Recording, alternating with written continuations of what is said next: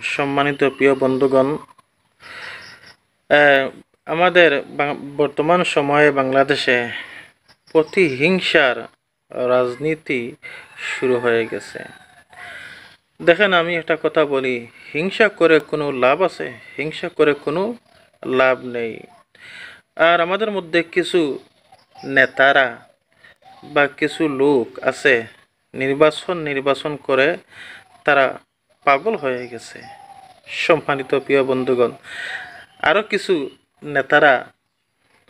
কিছু নেতারা তাদের মনে এই কল্পনা জল্পনা চলতেছে যে আগর সিস্টেমে নির্বাচন করে শেখ হাসিনার মতো যেই সিস্টেমে দেশ পরিচালনা করেছে তারাও তেমনিভাবে দেশ পরিচালনা করবে। সম্মানিত প্রিয় দর্শক মণ্ডলী, আমি একটা কথা বলি, এই ধরনের পরিকল্পনা যারা ভাবতেছে, আমি বলবো আপনারা ভুল ভাবতেছেন। এর কারণ হলো বর্তমান সময়ে এই দেশের প্রতিটা জনগণ, প্রতিটা নাগরিক কিন্তু এখন সচেতন হয়ে গেছে, মানুষ এখন সজাগ হয়ে গেছে, দেশ পাল্টে গেছে। এই যুগ আর আগের যুগ নেই। সম্মানিত প্রিয় দর্শক মণ্ডলী, আরও কিছু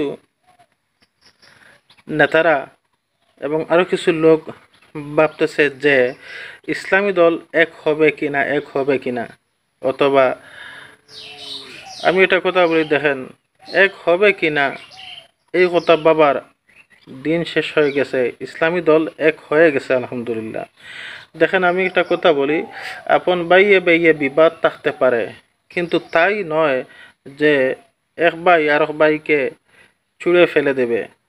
তেমনিভাবে ইসলামী দল আর ইসলামী দলের মধ্যে বিবাদ এবং ব্যক্তিগত বিবাদ থাকতে পারে, কিন্তু তাই নয় এক ইসলামী দল আর এক ইসলামী দলকে একইবারে রাস্তায় ছুঁড়ে ফেলে দিবে। আলহামদুলিল্লাহ, সবচেয়ে বড় খুশির খবর, ইসলামী দল সব এক হয়ে গেছে। আরও কিছু নেতারা ভাবতেছে যে এনসিবির ছাত্রদল তারা চাচ্ছে যে বিএনপির সাথে অ্যাড হবে।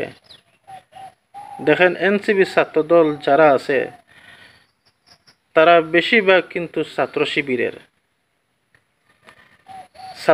ছেড়ে, জামাত ছেড়ে কোনোদিনও ছাত্র শিবিররা বিএনপির সাথে অ্যাড হবে না। এই কল্পনাটা আপনাদের ভুল। জামাত শিবির এবং জামাত ইসলাম বাপ বেটার সম্পর্ক। ছেলে কোনোদিনও বাপকে ফেলে দেয় না। সম্মানিত প্রিয় দর্শক মণ্ডলী, দেখেন, আর সবচেয়ে বড় কথা হচ্ছে যে জামাত ইসলাম এত ক্ষমতার জন্যে পাগল নয়। জামাত ইসলাম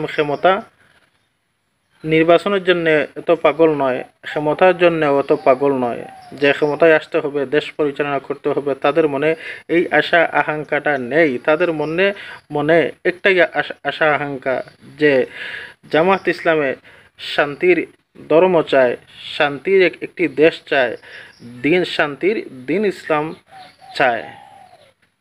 এটাই জামাত ইসলামের পরিকল্পনা বা আশা আকাঙ্ক্ষা। অন্য কোনো ভিডিওতে আবার দেখা হবে। সবাই সুস্থ থাকেন, ভালো থাকেন। আসসালামু